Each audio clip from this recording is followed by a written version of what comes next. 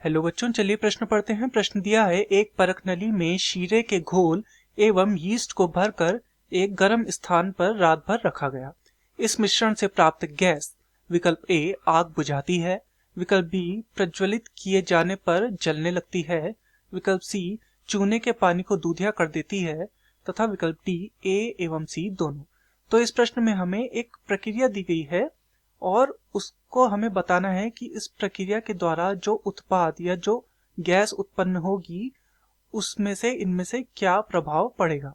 तो इस प्रश्न की जो मुख्य अवधारणा है वह इस प्रक्रिया के विषय में है।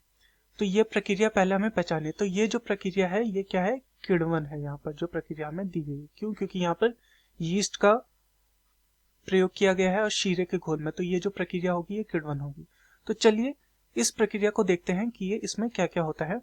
तो किण्वन एक ऐसी प्रक्रिया है जिसमें ऑक्सीजन की आवश्यकता नहीं होती है तथा इसमें जो शर्करा इत्यादि होता है उनका विघटन होकर कुछ उत्पाद प्राप्त होते हैं। वो उत्पाद होते हैं अल्कोहल तथा कार्बन डाइऑक्साइड। ये उत्पाद हमें प्राप्त होते हैं।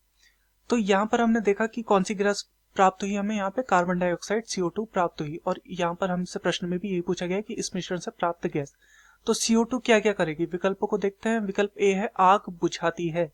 तो बिल्कुल जो CO2 होती है वो क्या करती है, जो कार्बन डाइऑक्साइड होती है ये क्या करती है, ये आग को बुझाने का कार्य करती है।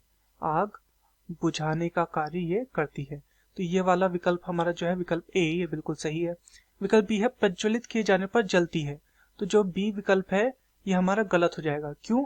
क्योंकि ऑक्सीजन जो होती है वो जलती है, ऑक्सीजन जलती है, परंतु यहाँ पर कार्बन डाइऑक्साइड है। तो ये क्या हो जाएगा, ये हमारा गलत हो जाएगा।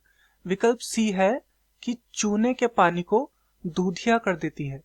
तो दूधिया, बिल्कुल जो कार्बन डाइऑक्साइड है वो चूने के पानी को क्या कर देती है, दूधिया कर देती है। चूने का जो पानी होता है उसे दूध के रंग का कर देती है। तो हम उसे बोलते हैं कि चूने के पानी को ये दूधिया कर देती है। तो ये बिल्कुल सही है। तथा विकल्प डी है ए तथा सी दोनों। तो यहाँ पर हम देख रहे हैं कि विकल्प डी में ए जो भी सही है और जो सी है वो भी सही है। तो ये दोनों के दोनों विकल्प डी में हमारे आ जा रहे हैं। तो दिए गए प्रश्न का सही उत्तर होगा विकल्प डी ए तथा सी दोनों। मैं आशा करता हूँ आपकी यह समझ में आया होगा। धन्यवाद।